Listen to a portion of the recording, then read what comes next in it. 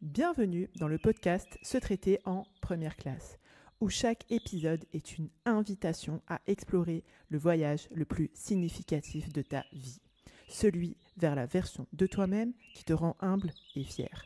Je suis Émilie Antoine, psychologue, experte en gestion mentale et émotionnelle. Je suis également la fondatrice de mapsyenlignechaismoi.fr. Ici, nous croyons fermement que se traiter en première classe n'est pas un caprice, mais un acte d'amour et de considération envers soi-même et envers autrui.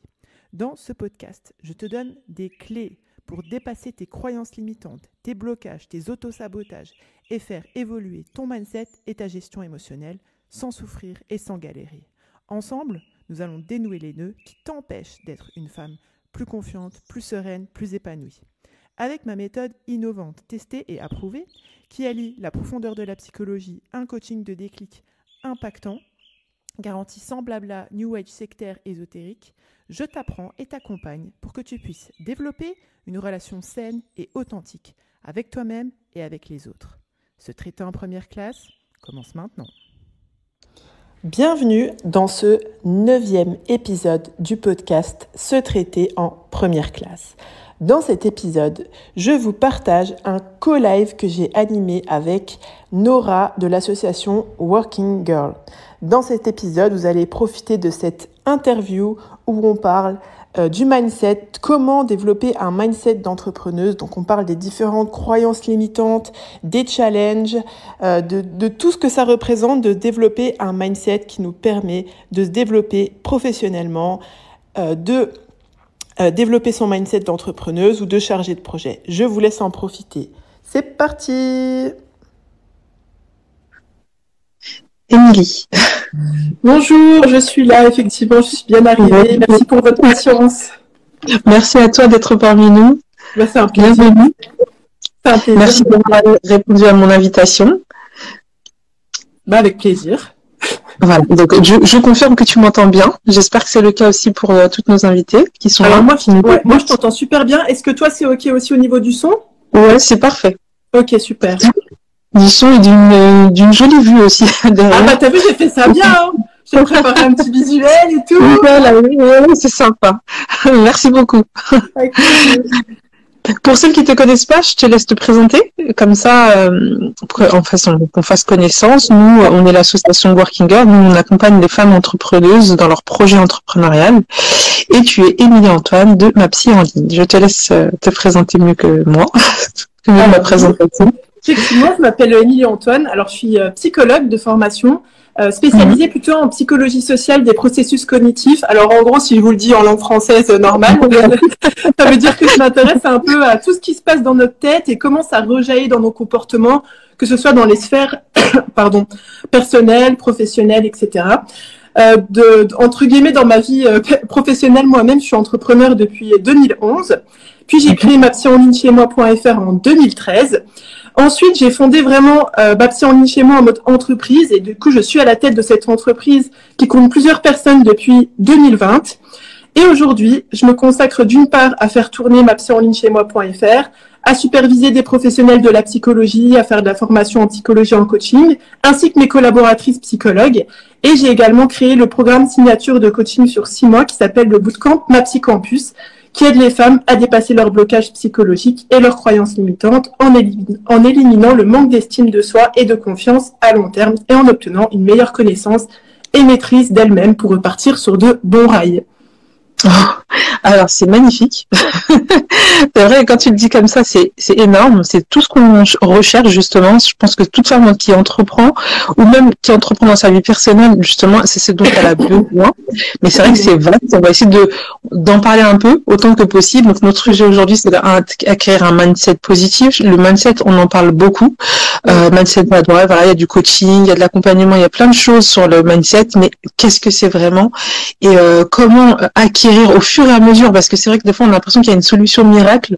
Si tu fais ceci, si tu tiens à telle méthode, tu vas pouvoir avancer et voilà, mais des fois ça marche pas clairement parce que déjà on est tous des individus différents avec une vie différente et puis l'entrepreneuriat a ce double côté qui a il y a une part de motivation, d'ambition, et puis il y a une part de réalité qui nous ramène à des aspects de notre vie de tous les jours, Ouais. du passé, du présent, et même d'un futur qui nous effraie et qui fait qu'on a des blocages. Donc voilà, je te laisse venir avec tes mots, avec ta formation, de nous expliquer voilà un mindset et comment le développer, comment cheminer. Ça marche. Alors, avant de répondre à ta question, je vais poser quelques faits en guise d'introduction. C'est que l'entrepreneuriat, comme tu l'as dit, ça pose plusieurs challenges en fait. Il y a le challenge de tout ce qui est légitimité et compétence, que je vais développer par la suite. Tout ce qui est endurance, tu vois, le but, c'est pas seulement de faire 1 an, c'est d'être dans la durée, si je peux dire ça comme ça.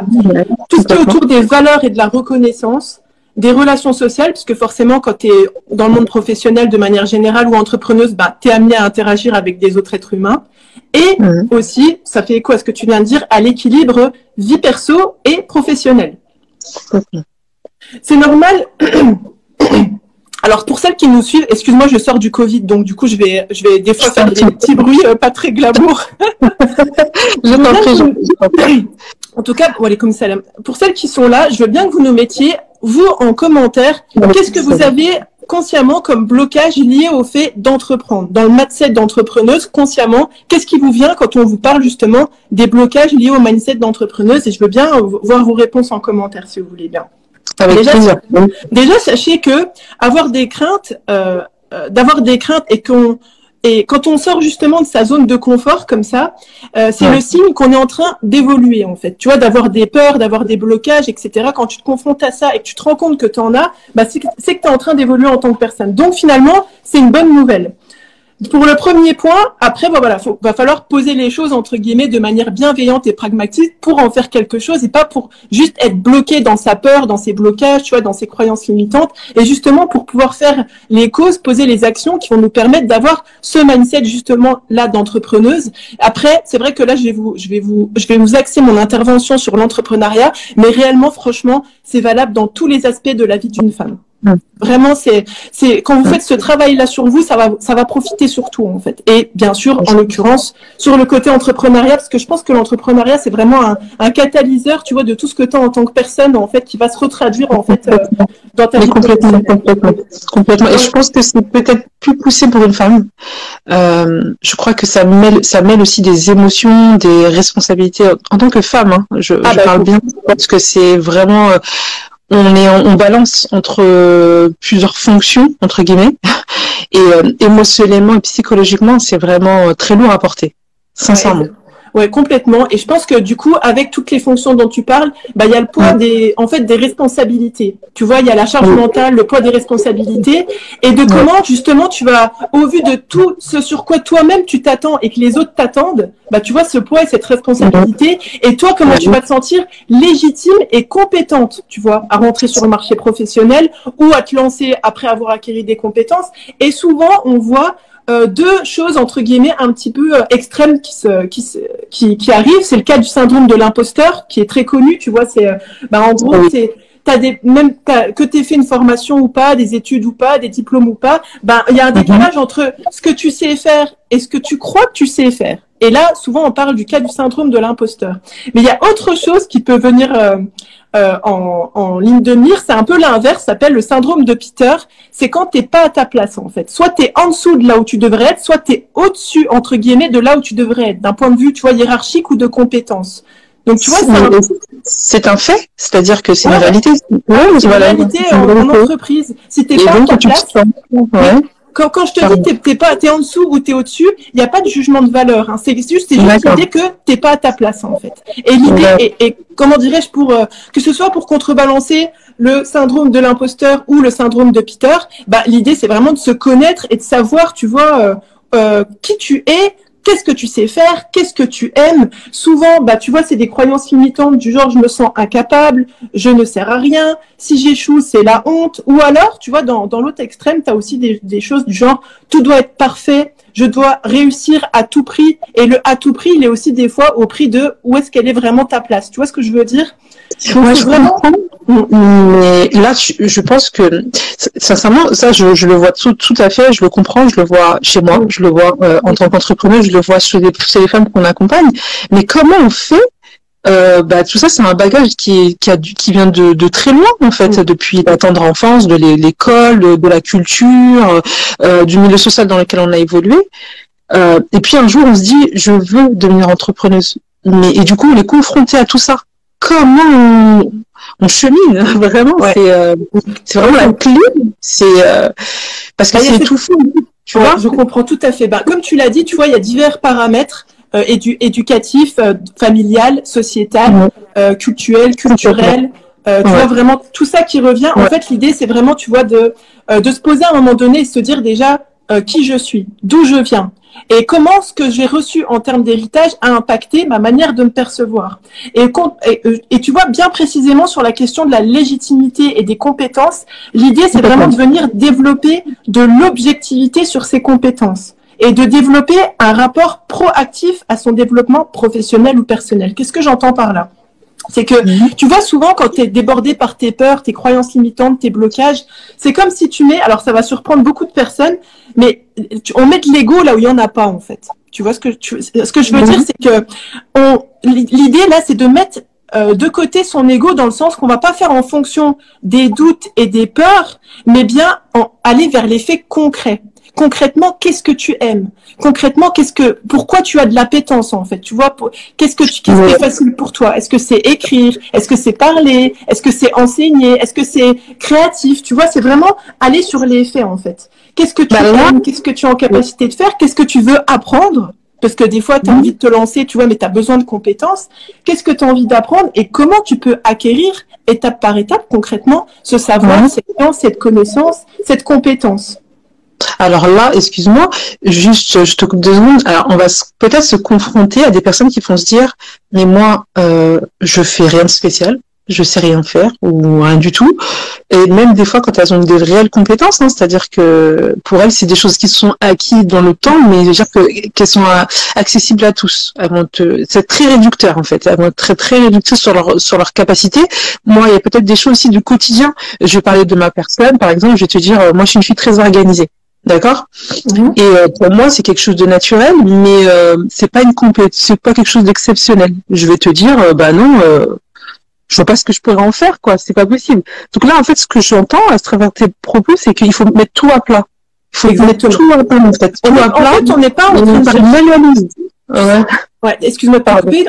On n'est pas en train en fait, l'idée, tu vois, c'est pour ça que je te dis, faut mettre entre guillemets l'ego de côté. L'idée, c'est juste de demander qu'est-ce que tu sais faire et comment tu pourrais, parce que toi, t'as bien, par exemple, tu prends l'exemple de l'organisation. Alors pourtant, Dieu seul sait que l'organisation, c'est vraiment une compétence hyper utile dans toutes les sphères de la vie d'une femme, que ce soit pour gérer ses enfants, son foyer, un business.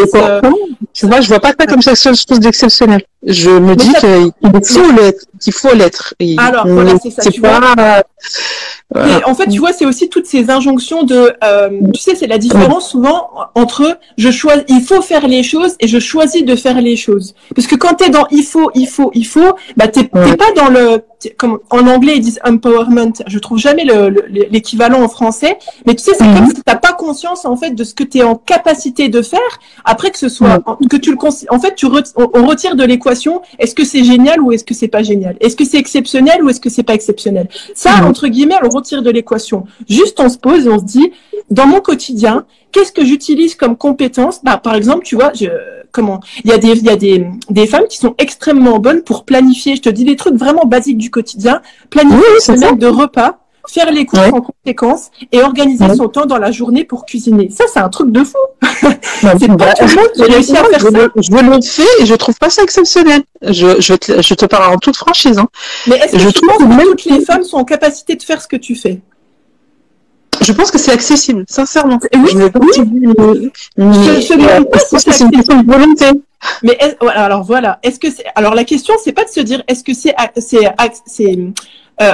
comment dirais-je, accessible ou non. La question c'est de se dire, parce que bien sûr et c'est ça que je veux dire quand je dis on met de l'objectivité sur ses compétences, c'est que même un truc auquel tu n'as pas accès tout de suite, tu peux mettre en place tu vois, un plan de formation pour pouvoir accéder à ces compétences-là. Voilà.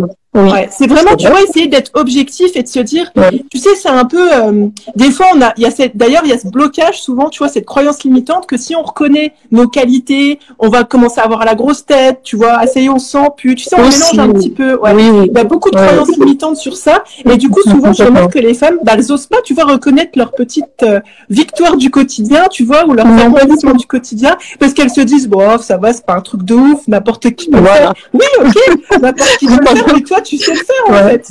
Oui, mais oui. Alors après, aussi, il y a des choses qui n'ont pas été valorisées. Je veux dire que c'est ce qu'on attendait de nous. Donc, on nous a jamais dit que c'est exceptionnel, c'est magnifique, c'est vraiment, je te félicite. Donc, du coup, on a pris ça comme quelque chose de très simple, de chose qu'il fallait faire. Je comprends tout à fait. Tu sais, souvent, excuse-moi de te couper, Nora. Souvent, ce que je dis, c'est que est-ce que toi, par exemple, si tu as une femme, tu vois, qui vient dans ton association, qui te parle de ses compétences d'organisation, comme ça, tu vas lui dire, ah, ça va, ton truc, tout le monde sait le faire, quoi. Non, jamais.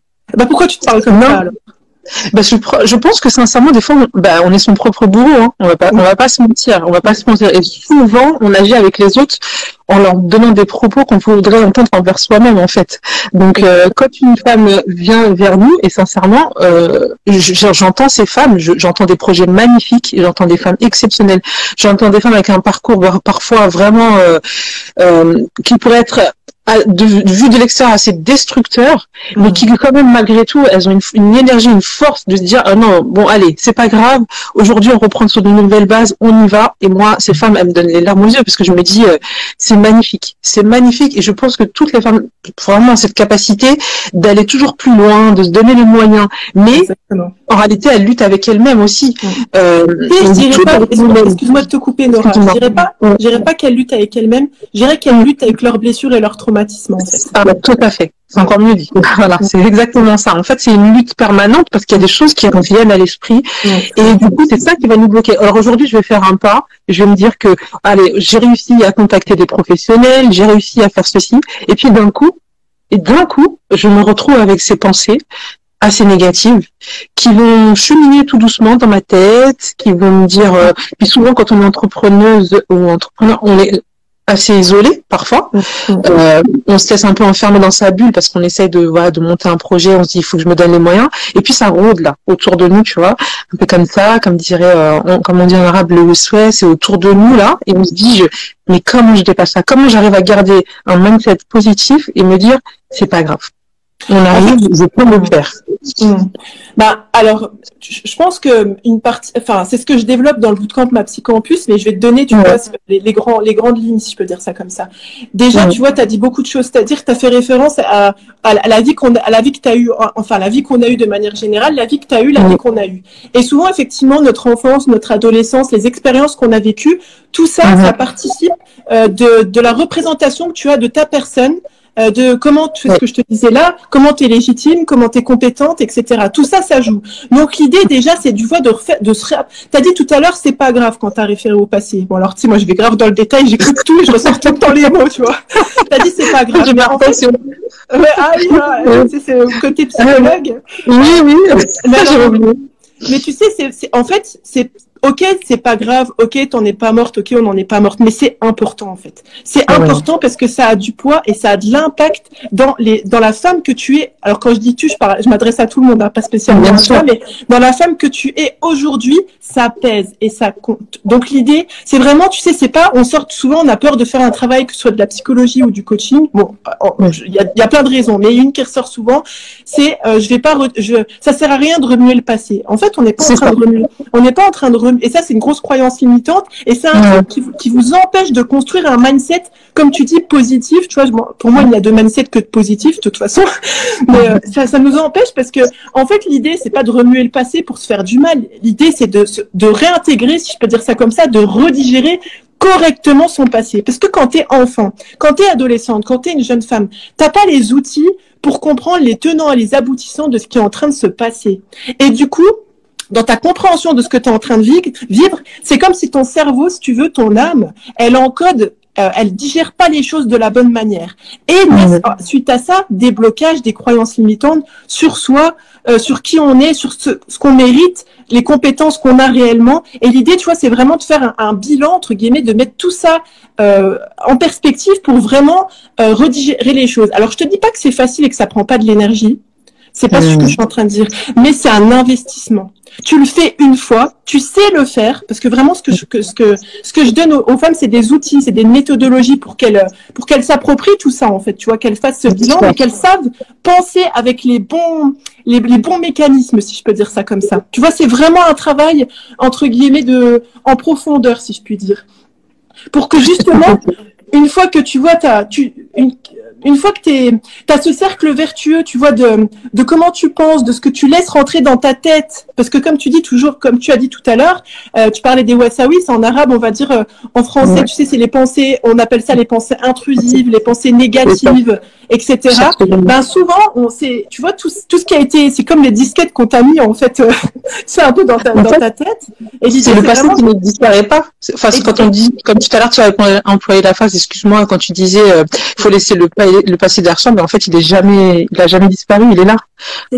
D'une certaine manière. De qui tu es au présent ouais, excuse-moi de te couper, Nora. Effectivement, ça participe de qui tu es au présent et de ce que tu projettes, que tu es légitime à avoir dans l'avenir aussi. C'est ça aussi. Ouais. Oui, c'est vrai, parce que c'est vrai qu'on se limite aussi. Hein. On se dit, moi, si j'arrive juste là, c'est bien. Et puis, voilà, on se met des limites dans notre ambition. On se dit que c'est pas pour nous, juste qu'il faut juste un minimum, du moment que ça me permet de subvenir à mes besoins, du moment que j'arrive à payer ce qu'il faut pour les enfants.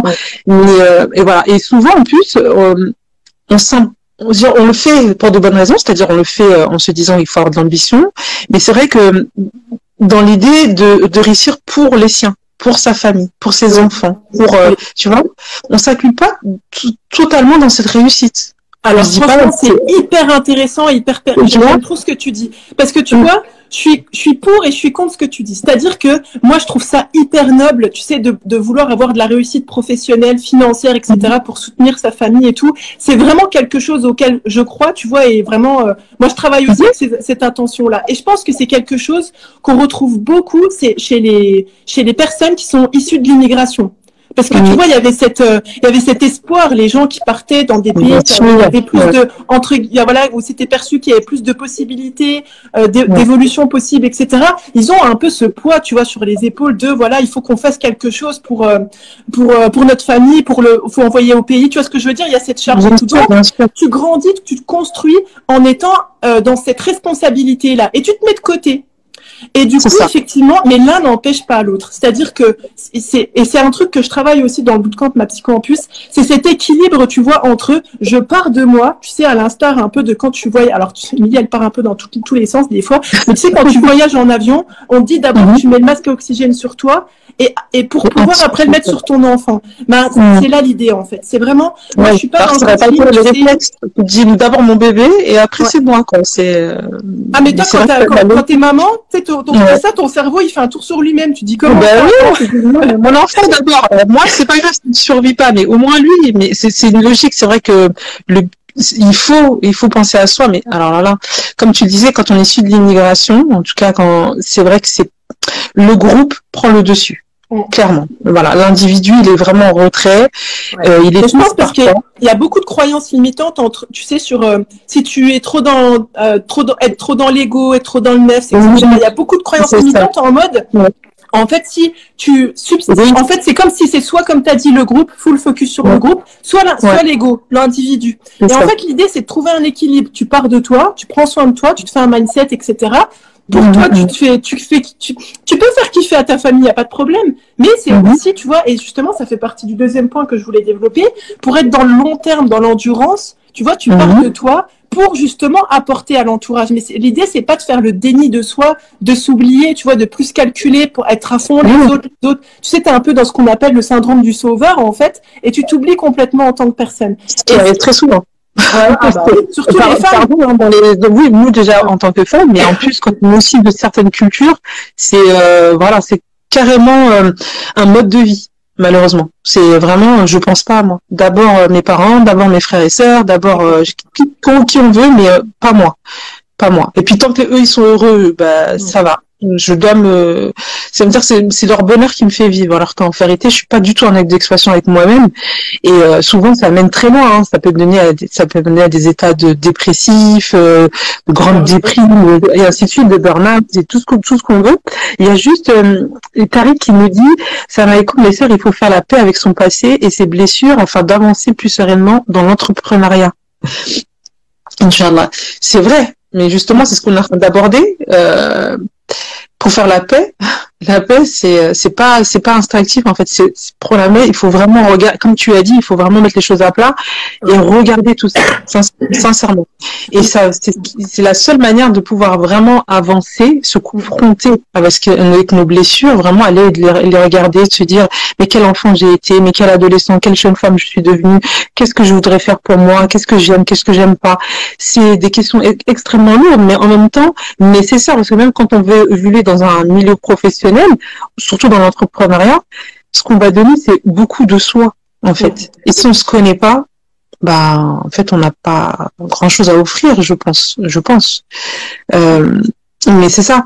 Donc, si on revient sur le mindset, donc la première étape, hein, on est d'accord, c'est de regarder tout ça. C'est de vraiment faire le bilan de qui tu es, comment tu fonctionnes et de quoi tu as besoin pour fonctionner aussi. Ouais. T'as dit aussi, je voudrais rebondir sur quelque chose que tu as dit tout à l'heure. T'as dit, tu t'as évoqué les conséquences malheureuses psychologiques, c'est-à-dire dépression, burn-out, etc. Il y a aussi des causes physiques, hein, c'est-à-dire que quand tu te mets de côté comme ça toute ta vie, tu te fais passer en dernier, etc. Bah, on voit énormément de personnes qui développent des maladies auto-immunes, que Dieu nous en préserve. Mais tu vois le cancer, le diabète, etc. Tu vois souvent, tu tombes sur des profils de personnes qui ont tout sacrifié pour leur famille, pour leurs proches, etc. Encore une fois, je remets pas en question la valeur famille et la valeur générosité. Loin de là. Vraiment, ce sont des valeurs auxquelles on adhère. Mais c'est vraiment le comment on le fait. D'accord. Trouver un juste milieu, un équilibre, en fait. Exactement. C'est vrai que voilà. Et ça, retenez-le bien, ceux qui nous écoutent aussi, c'est vrai que souvent quand on a des mots AUX avec que ce soit de l'esprit ou du corps, interrogez-vous. Qu'est-ce qui va pas en réalité? Ne dites pas juste je prends un remède et puis demain ça va passer, mais vraiment interrogez-vous, parce que c'est vrai que c'est un sujet auquel je m'intéresse beaucoup en ce moment. Par exemple, un truc tout simple, c'est les maux d'estomac. J'ai mal au ventre. Ah bah oui. Voilà, j'ai mal au ventre. Et souvent on se dit mais c'est un truc que j'ai mal digéré, ou c'est un truc que j'aurais pas dû. C'est pas dans le sens où tu le crois en fait. Oui, c'est ça en fait. En fait, c'est quelque chose que j'ai pas digéré, mais c'est pas forcément un aliment. C'est autre chose, et ça vient souvent de là. On stocke des émotions. Et bon, tu en parleras bien mieux que moi, mais c'est vrai. Moi, j'ai eu mal au ventre pendant une grosse période et je me suis dit mais c'est pas possible. Bon, c'est vrai que peut-être je mangeais des trucs que je devrais pas manger, mais il y avait pas que ça en fait. Je pense que je remettais tous mes problèmes, je les ai focalisés à cet endroit-là. Et en fait, c'était une façon, je les ai tous mis là, et en fait, c'est juste mon corps qui me disait il y en a vraiment assez, quoi. Et j'en peux plus. C'est trop pour moi, c'était trop pour lui. Et en 40 ans, il me disait là, stop. Voilà, on passe à autre chose, il faut vraiment que tu traites. Et quand j'ai appris déjà à mieux m'alimenter, et justement à ne pas esquiver mes émotions, tu vois, à les regarder en face, me dire aujourd'hui je suis en colère, aujourd'hui je vais pas bien, aujourd'hui je suis fatiguée, aujourd'hui j'en ai marre, mais vraiment de les regarder en face, de dire oui c'est vrai, et alors. Mais j'ai le droit d'aujourd'hui de pas avoir un esprit super cool, parce qu'aujourd'hui j'y arrive pas. Et en fait c'est parce que souvent aux femmes en particulier on nous demande d'être toujours au top du top, tu vois, d'être super maman, super sœur, super fille, super tout ce que tu veux. Et voilà. Et je pense qu'à un moment le corps il envoie des signaux d'alerte et il te dit bon là c'est trop. Et bon, après, ça ne dépend pas forcément de l'âge, hein, on peut faire ça moins jeune, plus jeune. Mais voilà, ça n'a rien à voir. Il y en a qui ont des résistances différentes, mais voilà. Et ça, c'est super important d'en parler aussi, parce que apprenez à vous écouter, j'ai envie de dire. Ouais, facile à dire, mais... alors oui, c'est vrai, mais tout à l'heure on parlait du fait de se connaître par rapport au bilan qu'on fait de son passé. Voilà. Il y a aussi effectivement, comme tu le disais, et ça fait partie. Alors c'est marrant parce que ton raisonnement il suit le fil de ce que les notes que j'avais prises pour l'intervention. Super, on se comprend alors, on se comprend. En complément, oui. En complément, tu vois, de ce que tu disais, c'est que souvent il y a des croyances limitantes sur comment en fait tu parviens à tout mener de front. Comment il faut être, tu sais, à fond sur tous les ballons, quoi. Est-ce qu'il faut, tu vois, c'est l'idée qu'il faut se sacrifier pour réussir, il faut s'épuiser pour réussir, il faut, entre guillemets, travailler plus pour gagner plus, tu vois. Mais cette course de fond, tu vois, cette course de fond qui est l'entrepreneuriat, mais la vie de manière générale, j'ai envie de te dire, elle peut être réalisable qu'en prenant soin de soi. Tu as déjà vu un marathonien qui se nourrit pas assez de protéines ou de ci ou non, qui passe pas chez le kiné, qui se fait pas masser les cuisses et les mollets, non? Parce qu'en fait, pour pouvoir tenir un marathon. Mais pourquoi, justement, tu vois, quand il s'agit de nous-mêmes, on se dit, moi, c'est pas grave. Mais lui, il doit le faire parce que lui, mais tu vois, mais moi, c'est pas grave. En fait, déjà, rien que elle vient, tu vois, l'idée, c'est vraiment d'interroger tout ce qui nous traverse l'esprit. Ça, c'est un truc qu'on fait aussi dans le bootcamp. On y passe énormément de temps. Moi, c'est pas grave. Mais d'où ça sort, ça? C'est écrit où? Moi, c'est pas grave. Donc, c'est pas grave. C'est pas grave. Tu t'es fait mal, c'est pas grave. Mais en fait, tu as mal au cœur, c'est pas grave. C'est ça. Mais tu sais, on pense que quand on fait le déni de ce qu'on ressent, et c'est à prendre en compte aussi, tu parlais des émotions tout à l'heure et des ressentis, t'as bien raison, c'est que quand t'as un enfant qui pleure, parce qu'on a été tous des enfants qui ont pleuré, tu sais, t'as souvent t'as deux postures, on va dire, possibles. Toi, personne n'aime voir son gamin pleurer. Déjà, ça te fait mal au cœur. Peut-être, entre guillemets, bon, c'est pas très désirable ce que je vais dire, mais ça te casse les oreilles et tout. Donc, on est là, non, c'est rien. Non, c'est rien, c'est rien. Il y a genre, tu crois qu'en disant c'est rien, boum, ça va claquer des doigts, le gamin, il va s'arrêter. C'est pas, absolument pas ce qui se produit dans 80% du temps. Il hurle encore plus, ou il fait le plus à la tête. Excuse-moi, c'est peut-être même pire que ça, en fait. C'est que comme enfant, dans certaines cultures, on n'accepte pas l'enfant qui pleure. Et en fait, on reproduit un schéma, si tu veux.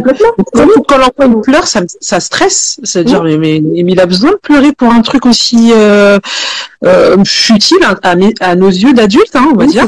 Voilà, à nos yeux d'adultes. Mais en réalité, c'est parce que ça déclenche en nous une émotion extrêmement négative. Je veux pas entendre ces pleurs. Au moins, on n'a pas entendu les miens. Je veux pas entendre les siens. C'est ça. Et tu vois, il y a plein de croyances limitantes qui viennent, en fait, conditionner notre positionnement comportemental. Tu vois, c'est ça, c'est que nous, on juge sur le coup que c'est pas légitime. Des fois, des fois aussi, on va prendre les pleurs pour un reproche vis-à-vis de ce qu'on est ou de ce qu'on fait en tant que maman. Donc, du coup, c'est vécu comme encore plus insupportable ou de l'ingratitude. Et du coup, ça a tellement d'impact. Tu vois, c'est que là, on parle de la gestion émotionnelle, mais aussi de la gestion humaine, en fait, derrière. C'est un autre point aussi que je voulais développer. C'est que là, effectivement, on a pris l'exemple d'un enfant pour montrer aussi que nous, comment on a été reçu dans nos émotions, dans notre vécu, ça va impacter notre manière de le gérer par la suite, vis-à-vis des autres, mais vis-à-vis de nous-mêmes aussi. Tu vois, de dire, j'en sais rien, tu sais, admettons, tu t'es pris une soufflante par un partenaire, ou j'en sais rien, t'as eu une embrouille et tout, et le lendemain, ça va pas. Puis t'es en mode, tu sais, tu t'autorises même pas à dire, je me suis embrouillée avec quelqu'un la veille, peut-être ça m'impacte. Parce que non, c'est rien, il y a pas mort d'homme. Ça continue, tu vois. Voilà. En fait, et comme comme le petit enfant, à ce moment-là, comme le petit enfant qui a besoin d'être pris, t'es tombé, tu t'es fait mal au genou, t'as eu peur, t'as vu du sang, t'as eu peur, mais rien que tu verbalises ce qui vient de se passer, l'enfant va se calmer, en fait. Il va te dire oui. Puis après, ça y est, son cerveau, il passe de émotionnel à rationnel. Tu l'as accompagné. Et c'est cet accompagnement-là qu'il faut avoir vis-à-vis de soi-même. Et c'est vraiment, il n'y a pas de fatalité. Tu vois, là, on parle de la construction de comment nos pensées, elles ont été influencées par quoi, notre mindset, en fait. Il a été imprégné et construit selon quoi, et comment on fait pour le corriger, si je peux dire, pour le réparer, en fait, parce que souvent, tu vois, on parlait de blessures et de traumatisme, souvent c'est ça. Comment on répare les choses, sur quelle base on repart pour pouvoir être bienveillant et bienveillante et pragmatique vis-à-vis de nous-mêmes et vis-à-vis des personnes qui sont autour de nous aussi. C'est complètement ça. C'est complètement ça. Donc, encore une fois, donc entreprendre, quel que soit le projet personnel ou professionnel, en fait, ça demande obligatoirement, j'ai envie de dire vraiment, de s'interroger sur soi, de s'interroger sur ce que l'on aime, ce que l'on souhaite offrir aux autres, comment y parvenir. C'est déjà regarder en arrière, se dire il y a ça sur lequel je vais devoir cheminer. Mais en réalité, quand on va entreprendre, en fait, je pense qu'il faut se dire, hein, et tu me diras si c'est faux ou pas, mais pour moi, chaque étape de l'entrepreneuriat, des fois, on va recevoir des choses plus ou moins difficiles. Et chacune de ces étapes difficiles va nous renvoyer vers quelque chose sur lesquels on ne souhaitait pas être confronté dans le passé, qu'on a esquivé tout le temps, et que aujourd'hui on est obligé de faire face, en fait. Et là, on a le choix de soit se dire j'abandonne, soit je le traite, j'y vais, je m'échappe. Et en fait, c'est une étape, comme tu disais tout à l'heure, c'est vraiment avancer au fur et à mesure. Mais c'est pas évident. Il y a des personnes qui sont là pour nous accompagner. N'hésitez pas, surtout, demander ma psy en ligne qui fait voilà, c'est ton équipe qui est vraiment accompagnée dans ce sens. Et je pense qu'il faut pas hésiter justement à demander de l'aide. Je pense qu'il faut pas rester seul, surtout avec ses pensées et ses interrogations, et de se dire comme je le dis depuis tout à l'heure, c'est pas grave, ça va aller, c'est pas grave, ça va aller. Alors je vais rebondir sur ce que tu viens de dire.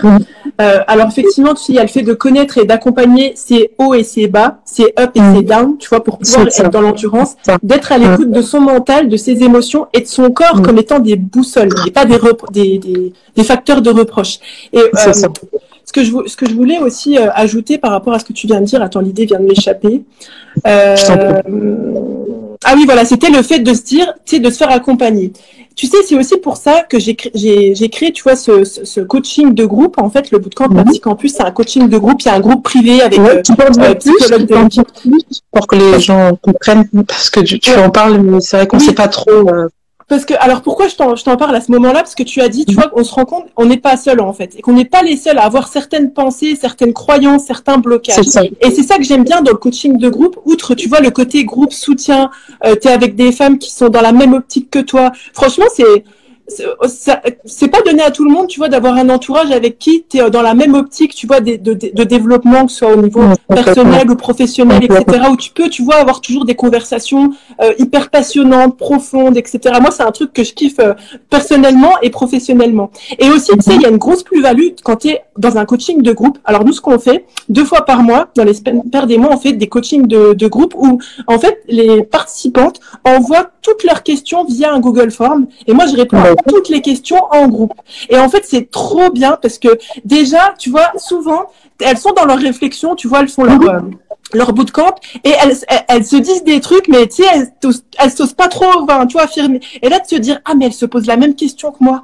Ah oui, j'avais pas vu ça comme ça. Ah ouais, moi aussi, je pourrais faire ça. Et c'est, en fait, au lieu d'être toi toute seule avec ton cerveau, t'es avec tous les vécus, toutes les expériences. C'est une richesse intellectuelle, sociale, comment dirais-je, humaine. C'est vraiment trop bien. Et tu vois, c'est aussi ça, parce que tu vois, c'est pas forcément évident de s'ouvrir, si je peux dire ça comme ça, tu vois, de partir dans des questions vraiment intimes au niveau intellectuel, personnel, émotionnel, etc. Et là, quand t'es dans un groupe où c'est safe, tu vois, t'es en sécurité, t'es avec des femmes qui sont dans la même optique que toi, tu te rends compte que on a toutes les mêmes challenges, en fait. On a toutes les mêmes challenges. Et le fait de s'enrichir, tu vois, de ce côté groupe pour grandir en tant qu'individu, en tant que femme, en tant que personne, c'est vraiment trop bien. Alors, je le confirme, c'est exactement ça. Nous, au sein de Working Girl, nous accompagnons les femmes, justement, et le fait qu'elles soient accompagnées, c'est un vrai soutien pour elles. Parce qu'elles se disent, bon, mes questions, elles sont pas bêtes. Souvent, c'est des femmes qui sont pas issues du milieu entrepreneurial, qui n'ont pas forcément un parcours scolaire très poussé, mais qui ont des compétences, hein, ça, je les remets pas du tout en question, mais souvent, elles se dévalorisent, justement, parce qu'elles disent, moi, je n'ai fait que ci, ou j'ai fait que ça, mais en réalité, c'est des choses très importantes, très vraiment exceptionnelles. Et du coup, quand elles viennent à nous, on leur dit, mais c'est super ton projet, il en vaut la peine. C'est sincère, hein, c'est vraiment de leur dire avec un passé comme ça et te dire que tu vas aussi loin et tu affrontes les choses et tu vas de l'avant et tout, mais tu es une femme exceptionnelle et ça c'est important. Et c'est vrai que ces bootcamps, le fait, moi j'en ai déjà fait par exemple, avec dans d'autres circonstances, il y a très longtemps, et que c'est vrai que dans mon souvenir, c'était ça. C'est vraiment de se dire, moi en fait, je suis pas folle, je suis pas la seule à m'interroger sur ces mêmes problèmes, ces mêmes problématiques. Je les partage avec d'autres personnes. Je suis pas la seule à être en souffrance, parce que souvent aussi, c'est ce que nous renvoient les réseaux sociaux ou la société d'un monde merveilleux, il est beau, c'est les 1001 nuits. voilà, c'est magnifique, voilà, tout est beau, tu manges, tu t'habilles et puis tout va bien. Mais c'est pas vrai.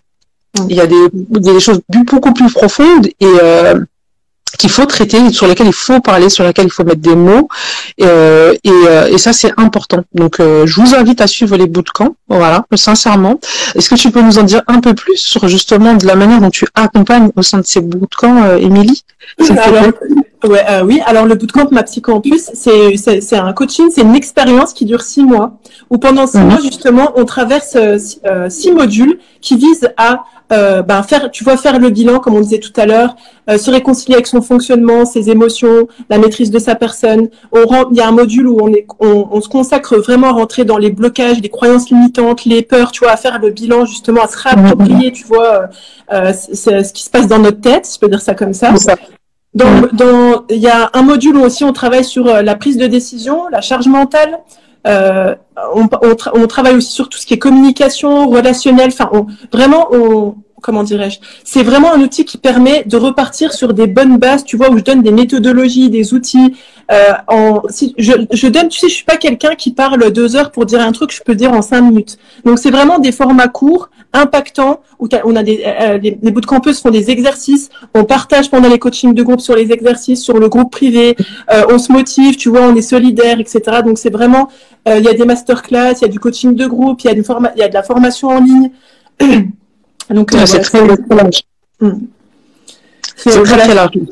C'est vraiment super. Alors oui, mais tu vois, c'est vraiment, on repose les bases pour, comme tu vois, on parlait du mindset d'entrepreneuse, mais vraiment, c'est souvent, tu sais, les participantes, elles disent, c'est d'utilité publique. Genre, toutes les femmes, elles devraient le faire, quoi. C'est vraiment, c'est pas de ma bouche, hein, c'est des anciennes bootcampeuses, parce que bon, j'ai fait pas mal de sessions, j'ai fait 8 sessions, là, actuellement. Alors, 8 sessions par le passé, et là, actuellement, on peut rejoindre le bootcamp à n'importe quel moment de l'année. Soit sur des nids personnels, soit maintenant, on propose, là, cette semaine, de le rejoindre avec les fonds du CPF. Donc, il y a une version, entre guillemets, CPF du bootcamp. Donc, ça permet comme ça à celles qui sont vraiment accessibles. Ouais, c'est plus accessible. Ben, bravo, n'hésitez pas. N'hésitez pas à aller sur Ma Psy en ligne et regarder toutes les informations et à poser vos questions. Émilie est disponible. Et si on revient sur le mindset, donc là, maintenant, ok, on a franchi la première étape, je mets tout à plat. Et ensuite? Alors, ce que je vous permettais, alors tout à l'heure, je vous disais, le premier point que je voulais développer, c'était la question de la légitimité et de la compétence, tu vois, de faire un petit peu le bilan par rapport à ça. Ensuite, de s'intéresser plutôt à notre fonctionnement pour travailler sur l'endurance, tu vois, le fait de faire les choses en long terme. Et puis, il y a aussi, tu vois, la valeur, la question à un moment donné de se dire, pour clarifier son mindset, la question des valeurs, de la valeur et de la reconnaissance. Tu vois, quand tu es dans l'entrepreneuriat, souvent, alors je sais pas mon ordinateur, comment dirais-je, c'est quelle valeur je me donne, quelle valeur, tu vois, je vais, comment dirais-je, qu'est-ce que je vais affirmer à l'extérieur, comment je me reconnais, comment je vais accepter d'être reconnu par l'extérieur. Et souvent, tu sais, dans le monde de l'entrepreneuriat, ça se traduit par des questions relatives aux finances, en fait, à l'argent, le rapport à l'argent. Oui, c'est vrai. Parce que derrière, ça pose la question de comment tu te sens gratifié, en fait, et comment tu acceptes d'être gratifié et reconnu. C'est là où, tu vois, ça va être... Souvent, c'est des croyances limitantes en mode « Ah, je rends service », tu vois, ça veut dire la gratuité, parce que, comme tu dis tout à l'heure, j'estime pas forcément ce que je fais ou ce que je suis extrêmement, quoi. Ça va être aussi des trucs du genre « je commence, j'ai pas beaucoup d'expérience, donc je peux pas prétendre, tu vois, carrément être payé des fois. » Tu vois ça. Ou alors, il y a des croyances limitantes autour de l'argent qui pervertit, en fait. Si je commence à me développer, à être entrepreneuse, etc., peut-être ça va mettre en danger, tu vois, mon ego quelque part. Et du coup, les questions, je trouve, qui sont intéressantes de se poser ici, c'est déjà de se dire comment toi, tu as besoin de te sentir gratifié, si je peux dire ça comme ça, dans ton travail. Est-ce que ça passe par l'argent? Est-ce que ça passe par les titres? Est-ce que ça passe par, tu sais, des partenaires, des collaborateurs ou une hiérarchie qui va beaucoup te flatter, tu vois, ou te parler de ton travail? Comment toi t'estimes la valeur de ton travail, de ton offre, de tes services, de ce que tu sais faire, et on verra que c'est toujours extrêmement lié à l'estime de soi. C'est pour ça que c'est une des thématiques, tu vois, qu'on travaille en filigrane du bootcamp, parce que comme tu as dit tout à l'heure, c'est ça que je voulais dire tout à l'heure, j'ai oublié. L'entrepreneuriat, tu sais, quand c'est une étape de la vie, tu as des trucs qui remontent et qui ressortent. Ça, c'est valable dans tout. quand tu te maries, quand tu te mets en couple, quand tu as des enfants. C'est des catalyseurs, tu vois, c'est là où tu vas exprimer qui tu es vraiment. Tu sais, souvent on dit, ouais, une telle, elle s'est mariée, ouais, elle a trop changé et tout. En fait, elle a pas changé. Elle a une nouvelle expérience de vie, une nouvelle opportunité de vie qui te montre comment elle est dans ce cadre-là. Et l'entrepreneuriat, c'est pareil. Si tu as des problèmes relationnels avant, si je peux dire ça comme ça, ils vont se traduire différemment, en fait, dans ta vie, dans ta vie d'entrepreneuse. Et si tu avais un problème avec la valeur. On t'entend plus, Émilie? Émilie? Pardon, j'avais mon téléphone qui m'indiquait qu'il me restait 20% de batterie. D'accord. En fait, ça va se traduire dans comment tu vas te sentir à l'aise de parler de ce que tu fais, de combien ça vaut. Tu vois, c'est ça qui va être catalysé ici. Donc, tu vois, travailler son mindset en mode tu te poses et tu te dis, OK, comment je considère ma valeur, ma reconnaissance, quelles sont mes croyances sur l'argent? Est-ce que je suis prête à gagner de l'argent? Tu vois, parce que souvent, excuse-moi, je te coupe, mais parce que moi, je me suis confrontée à des entrepreneuses qui n'arrivaient pas à définir le mot valeur. C'est vraiment une interrogation, parce que nous, on l'aborde dans notre accompagnement, mais et c'est vraiment une question sur laquelle elles restent coincées. Alors, si tu peux venir donner une définition en tant que psy, pour qu'elles arrivent à se l'approprier, en fait. Parce que je pense que, je sais pas pourquoi, ça renvoie justement vraiment à leur personne. C'est quelque chose qu'elles ont pas su écouter ou pas su entendre, et quand tu leur dis, mais quelles sont tes valeurs? Pause. On n'a plus de réponse. Donc, tu m'entends encore? Oui, je t'entends. Ah, ok, d'accord. Je sais pas pourquoi il n'y a plus de vidéo, désolée.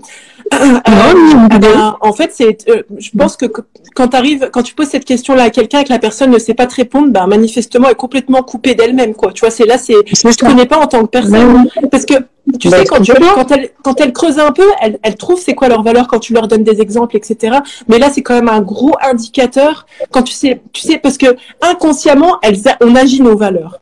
Tu vois, comme on disait tout à l'heure, nos principes, nos valeurs, nos croyances, etc., elles se transmettent dans notre comportement et dans notre positionnement vis-à-vis des choses. Et là, ouais, c'est clair que c'est vraiment quelles sont tes valeurs. Et en fait, tu sais, des fois, on est tellement pris dans la vie, la famille, la gestion des enfants, la maison, le taf. T'as pas, tu sais, d'avoir l'opportunité de se poser ces questions-là, c'est un luxe, tu vois.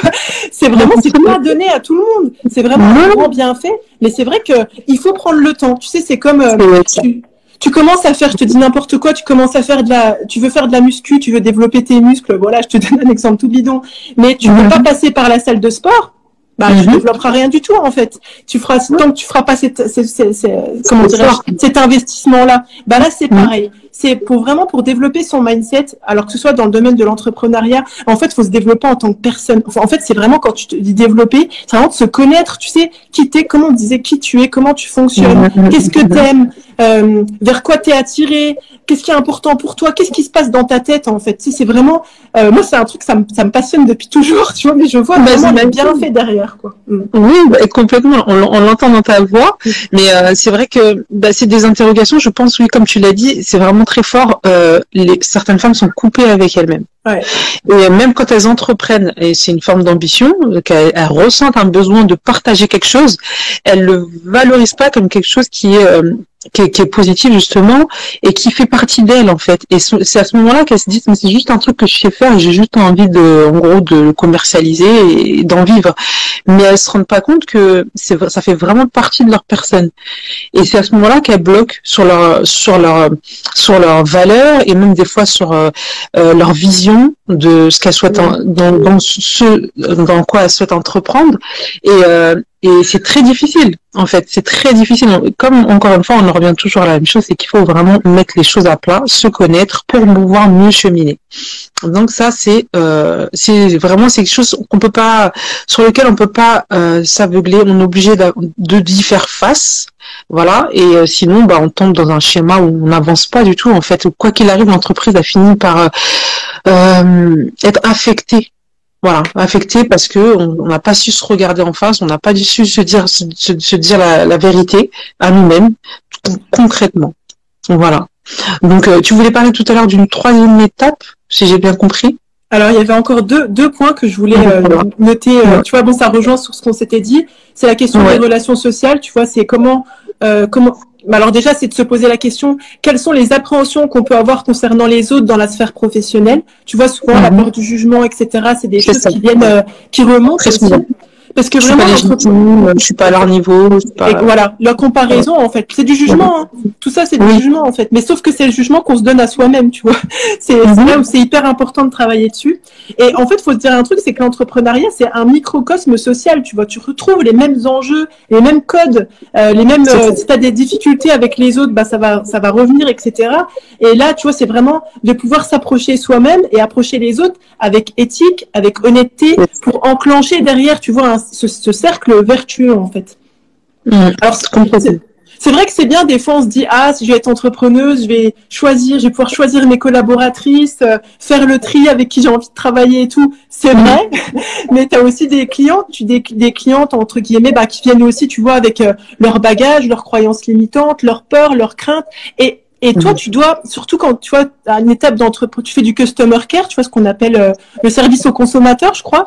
Tu vois, le service après-vente, si je puis dire, franchement, pour pouvoir souffler un bon coup quand tu reçois, c'est des choses, qui te poussent dans tes retranchements, il faut vraiment avoir une maîtrise de soi, une connaissance de soi et une capacité à se sortir, tu vois, de l'équation pour essayer de comprendre la réalité de l'autre, c'est hyper important, tu vois, parce qu'on parle souvent, tu vois, dans le business, l'entreprise, etc., des compétences un petit peu, tu sais, comment dirais-je, commerciales, compétences, tu vois, les trucs techniques, en fait.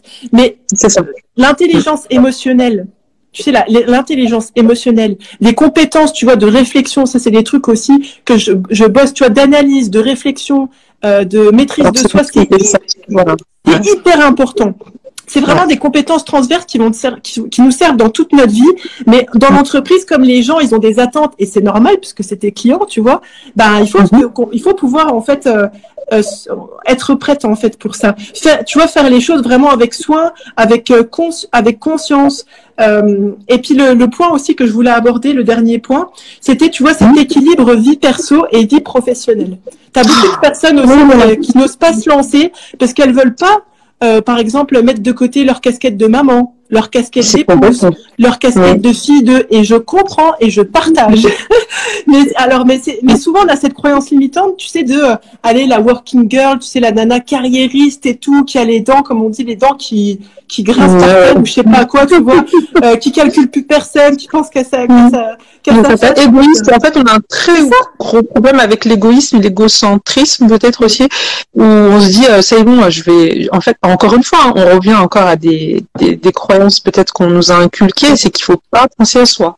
Encore. Mais tu sais, je vais te dire un truc, Nora. Ça choque, ça va choquer et ça choque quand je dis ça. Mais tu sais, quand tu abordes ta vie, en fonction de tes blessures et de tes traumatismes, tu es égocentrique, en fait. C'est là où c'est terrible. Parce qu'en fait, tu calcules tout dans ta tête, tout ce qui se passe. Et tout ce que tu agis, c'est en fonction de ton vécu, de tes traumatismes et de tes blessures. Donc, c'est déjà quelque chose que tu fais déjà, en fait.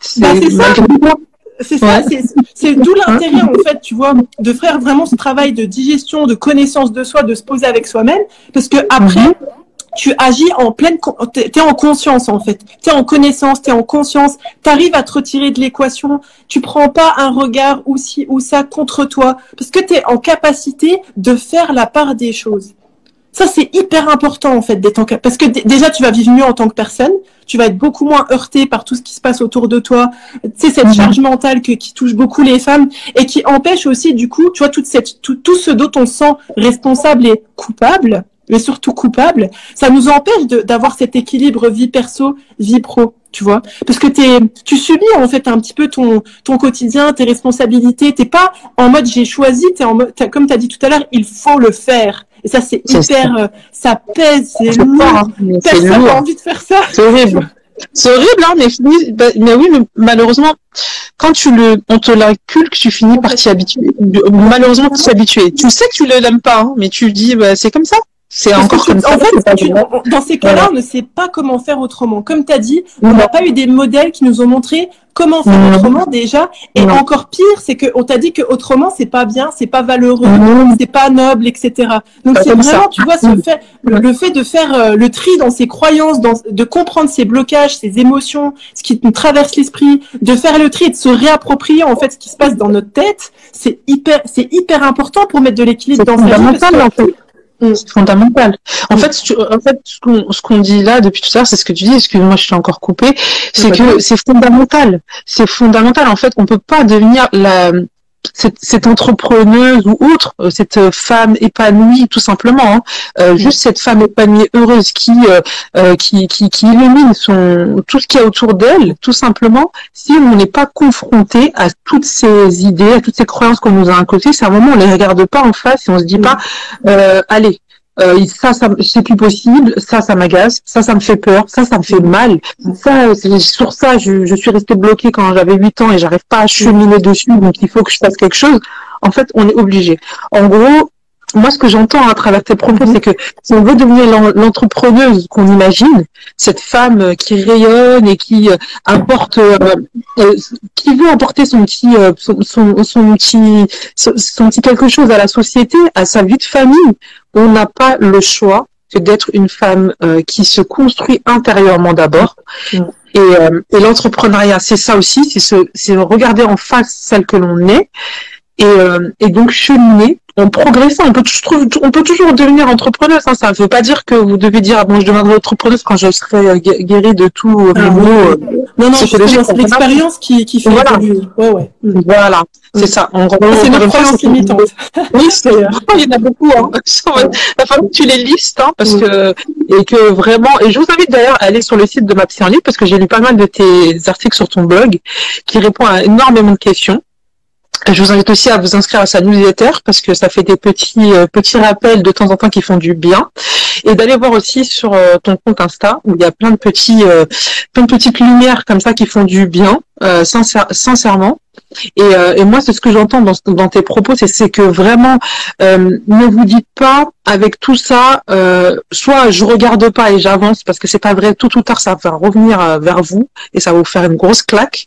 Soit avec tout ça, je peux rien faire avec toute cette charge, je peux rien faire et donc j'abandonne. N'abandonnez pas, parce que pour moi, je suis déjà passée par cette étape et une fois, je me suis même dit une fois, si j'abandonne, je meurs. Sincèrement. Mais pourquoi? Parce que c'était très fort, parce que je me suis dit, si j'abandonne, en fait, c'est que je m'abandonne aux autres, en fait. Donc, je leur confie, je leur donne ma personne, je leur donne, entre guillemets, mon âme, et je les laisse faire ce qu'ils veulent. Et puis moi, mes rêves, mes ambitions, mes aspirations, mes désirs et tout ça, je leur dis adieu. Et donc, forcément, je meurs intérieurement. Ne le faites pas. C'est vraiment ce que j'entends, moi, en tout cas dans ce que tu dis. Alors, je vais faire encore la grosse relou. Tu sais, en fait, j'ajouterais que tout ça vous traverse l'esprit, c'est une chose. Tu vois, comme tu as dit que le désespoir, il te traverse l'esprit, que tu as des idées, etc., qui viennent.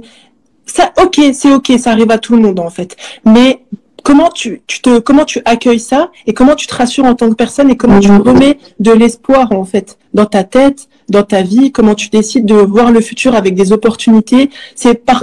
Tu sais, tout ça, ok, c'est là, pas de problème, pas de culpabilité, pas de honte, pas de gêne, ça arrive à tout le monde. Mais derrière, c'est comment tu l'accueilles et comment tu le gères, tu sais, comment t'en fais une force. D'ailleurs, c'est ce que tu dis, tu t'es dit, mais en fait, non, je peux pas, il faut que je vive. Et t'en as fait, et hop, t'as rebondi sur ça. Et c'est ça la beauté, entre guillemets, des épreuves.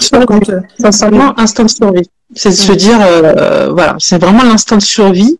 Et après, oui, c'est regarder en face ce qui va. Sincèrement, c'est dur, mais je crois que c'est moins dur que de vivre avec X temps, en fait. Parce que c'était une torture quotidienne. Oui, tu vois. C'est ce que je dis toujours, c'est que, en fait, c'est un investissement à un moment donné, c'est pas une dépense. Ça veut dire qu'une dépense, elle te revient jamais. Un investissement te revient en 10 fois 10 fois 100 fois 1000, tout ce que tu veux. Complètement. Ah non, mais vraiment, merci pour tous ces points, Émilie, sincèrement.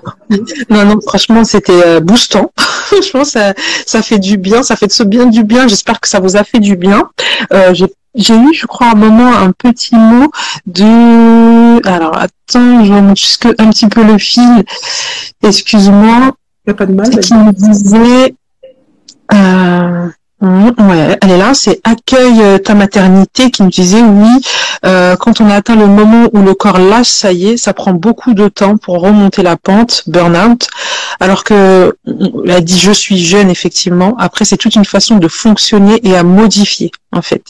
Voilà, hein, moi je la suis encore. Je pense que quand le corps lâche, c'est juste un rappel à l'ordre.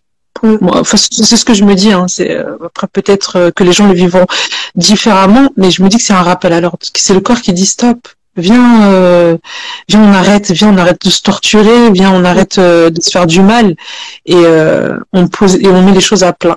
Donc souvent, je publie le hashtag se traiter en première classe. Et tu vois, c'est vraiment ça en fait. C'est prendre soin de ses émotions, prendre soin de son mental, prendre soin de son corps. Alors, comme tu disais, ouais, effectivement, il y a le site mapsyenligneschemoi.fr et vous pouvez retrouver le bootcamp sur mapsyenligneschemoi.fr/bootcamp. Il y a le compte Insta Émilie, alors hashtag Émilie-Antoine ou le compte Insta @mapsyenligneschemoi. Mais l'idée, enfin, tu vois, c'est vraiment ça en fait, c'est de développer de la conscience et de la proactivité vis-à-vis de soi-même et de ce qui nous tient à cœur. Que ce soit la vie professionnelle, personnelle, la spiritualité, les rapports avec les autres. C'est vraiment de mettre de la conscience et de la proactivité, de passer en mode, c'est pas je suis une femme, entre guillemets, je suis pas victime, tu sais, fatalité, etc. Mais en mode proactive, actrice, responsable, pas au sens de la culpabilité où tu portes tout le poids de la misère du monde sur tes épaules, responsable dans le sens où tu sais vraiment ce que tu fais, où tu vas, mais tu l'as décidé en fait, tu vois. C'est pas tu subis les choses. Ça, c'est hyper important. Je pense que, tu vois, pour résumer, tu vois, ce qu'on disait, c'est que vraiment pour dépasser ses freins, pour se construire un mindset, faut vraiment être à son écoute, se connaître son fonctionnement et être dans la proactivité et la bienveillance. Vraiment savoir pourquoi on fait les choses, donner du sens. Ça, c'est un truc que j'aime trop faire, mais qu'on fait énormément dans le bootcamp Ma Psy Campus. Vraiment de donner du sens pour se nourrir de ce qui est plus impactant que la peur, les blocages et les croyances limitantes. Parce que ça quand on vit là-dedans, ça plombe en fait, ça bouffe ton énergie mentale, ça ronge ton corps, ça ronge ton âme, j'ai envie de te dire. C'est vraiment, et un mindset positif, c'est pas de faire le déni du négatif. On prend en considération le négatif en fait. On essaye de le comprendre et de le dépasser. Ça c'est une démarche entre guillemets. Tu vois, c'est hyper important d'être responsable comme ça, d'être actrice par rapport à sa santé mentale et à la maîtrise de sa personne et de ses émotions. Parce que vraiment, comme moi je te disais tout à l'heure, pour moi il n'y a de mindset que positif parce que c'est-à-dire que le contraire du mindset pour moi c'est quand tu vis dans la peur, les blocages, les croyances limitantes, etc. Mais vraiment le mindset c'est d'être consciente que le futur, il ouvre des opportunités, tu vois, de pouvoir agir en fait cette croyance-là.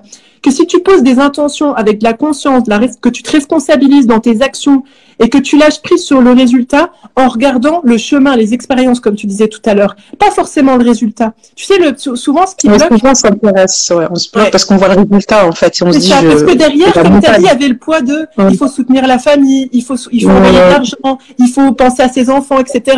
On avait un objectif derrière. Et de changer le focus en fait, maintenant, je regarde les expériences, tu sais, les étapes, etc.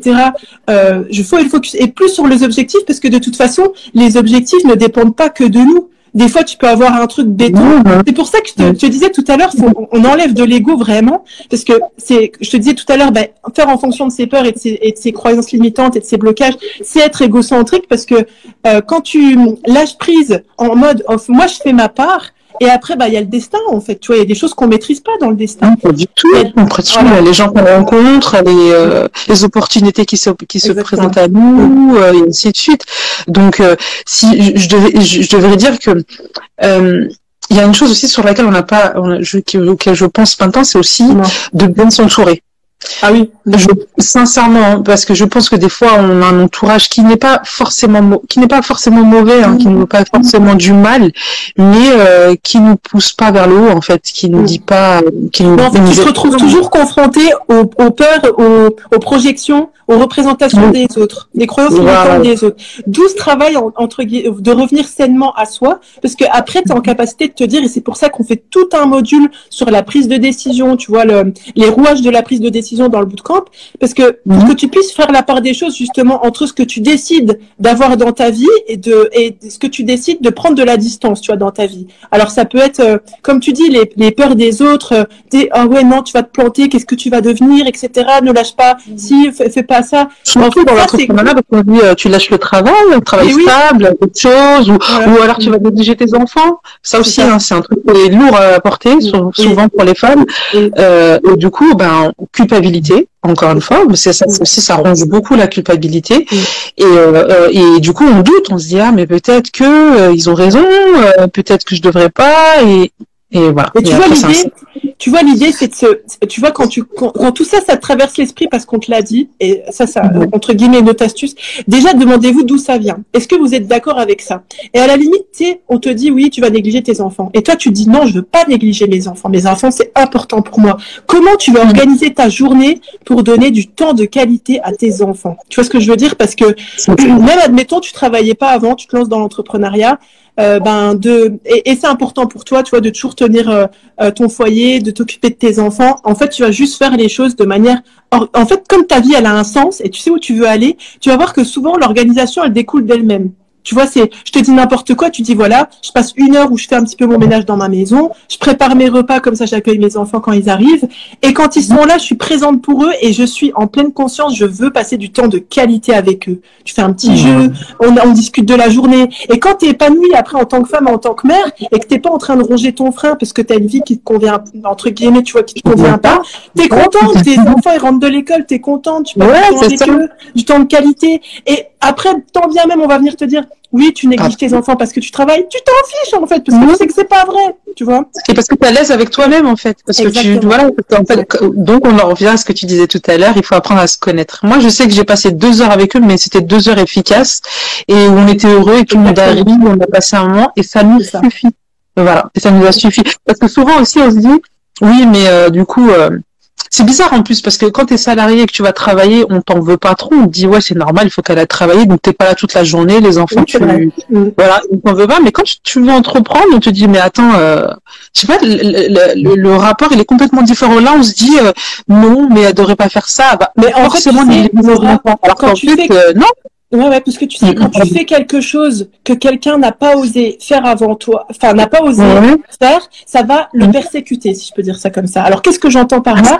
C'est que tu vas le renvoyer à un truc qu'il a pas, qui était pas dans sa capacité, qui n'a pas fait, qui n'a pas osé. Donc, la position la plus confortable pour lui, c'est de remettre en question ça, tu vois, parce que c'est plus facile de se dire, elle va le faire, entre guillemets, hein. Elle va le faire, elle va se planter, que de reconnaître, encore une fois, question d'ego, tu vois, mais moi, je l'ai pas fait, et elle le fait. Tu vois, c'est vraiment pour pouvoir et tu vois, c'est encore un travail qu'on fait avec nous-mêmes pour pouvoir se réjouir, entre guillemets, et d'être optimiste et de soutenir notre entourage. Quand on est au clair sur pourquoi on a fait des choix dans notre vie, après, on n'est plus, comment dirais-je, complexé ou persécuté par les choix des autres, en fait. Complètement, ouais. Complètement. Donc, voilà. Donc, en gros, si je devais résumer, entre guillemets, et en fait, c'est très large, et donc, n'hésitez pas, encore une fois, à demander de l'aide, un accompagnement, un soutien, quelle que soit la chose sur laquelle vous souhaitez entreprendre. Il n'y a pas de honte, il n'y a pas de gêne, il n'y a pas de petites choses, il n'y a pas des choses qui c'est pas grave, hein, comme je le disais tout à l'heure. Non, si c'est important pour vous, c'est qu'il faut en parler, il faut le dire, il faut agir. Et si je comprends bien, Émilie, donc, en gros, pour acquérir un mindset positif, déjà, il faut mettre les choses à plat. Voilà. Il faut marcher avec humilité. Vraiment. Il faut arrêter de marcher sur les pas des autres. Il faut arrêter de se ronger l'esprit. Il faut marcher avec humilité. Voilà. Je ne sais pas faire. J'ai peur de ceci, mais je veux avancer. Voilà. Il faut apprendre à se connaître parce que se connaître, c'est connaître sa propre personne, c'est vraiment savoir qui on est, où on veut aller, qu'est-ce qu'on est en capacité de donner, et donc quelque part, on est fier de soi. On est fier de soi, de ces petites choses du quotidien qui sont pas des petites choses. Et moi, j'aimerais le dire à toutes les femmes, ce n'est pas des petites choses, ce n'est pas une petite chose de se lever tout le temps, très tôt le matin avant tout le monde et de ranger, de préparer les repas et d'avancer. Incroyable. Voilà. Voilà, c'est des choses extraordinaires que tout le monde n'est pas en capacité de faire, que tout le monde n'a pas cette possibilité, et vous êtes donc des femmes exceptionnelles. Et encore une fois, Voilà, soyez fiers de ce que vous voulez faire et avancez, cheminez. Et encore une fois, l'entrepreneuriat, pour acquérir un mindset positif, c'est justement cheminer, être confronté à ces petites choses de la vie qui nous serrent parfois le cœur, mais sur lesquelles on se penche et on avance, si j'ai bien compris. Ouais, complètement. J'ajouterais aussi, pour rebondir sur le premier point que tu as développé, je fais que ça. Je pourrais faire ça pendant 3 heures, mais tu sais, tu as dit, faut pas avoir de honte, de gêne, etc. En fait, faut se dire, ça, c'est des croyances limitantes. C'est-à-dire que ça montre, tu sais, quand on refuse de se faire aider, ça montre justement qu'on a eu des blessures et des traumatismes. Parce que dites-vous une chose, en fait, les grands athlètes de ce monde, les grands entrepreneurs, les grandes entrepreneuses, etc., les gens qui sont à la tête de trucs incroyables, croyez-moi qu'ils se font bien aider, ils sont bien entourés de partout. Hein. Il y a des gens qui les on va dire que c'est pas inné, hein. Que c'est pas inné, des fois, c'est des êtres humains comme nous. Hein, c'est la synergie des cerveaux, en fait, c'est normal. On n'apprend pas tout seul. On apprend toujours avec quelqu'un qui sait, qui a une science qu'on n'a pas. C'est normal. Il n'y a pas de honte, en fait. Il y a vraiment, mais en fait, c'est tellement normal et c'est même, tu vois, c'est comme ça qu'on évolue, en fait. Tu sais, d'être avec quelqu'un qui va, de toute façon, t'as appris à lire, c'est quelqu'un qui t'a appris à lire, t'as appris à compter parce que c'est quelqu'un qui t'a appris à compter. C'est valable pour tout. Les grands, entre guillemets, voilà, les gens qui ont, en fait, un mindset d'entrepreneur, c'est vraiment accepter de se faire accompagner, de se faire aider, d'être en partenariat, d'avoir de la collaboration. C'est comme ça qu'on grandit, en fait. Complètement. C'est comme je te disais tout à l'heure, je te prenais l'exemple des marathoniens. Crois-moi qu'ils ont des gens qui leur préparent leur repas, qui font leurs calories, un coach qui leur fait leur programme de sport, le kiné qui vient derrière masser les muscles. Ils sont pas en mode non, moi je vais faire ça tout seul. Hein. En fait, c'est une réussite d'équipe. Nous, on voit que l'individu, en fait. On se focalise sur l'individu, sur sa réussite, sur ce qu'il a empoché, mais on se rend pas compte de tout ce qu'il y a autour de lui.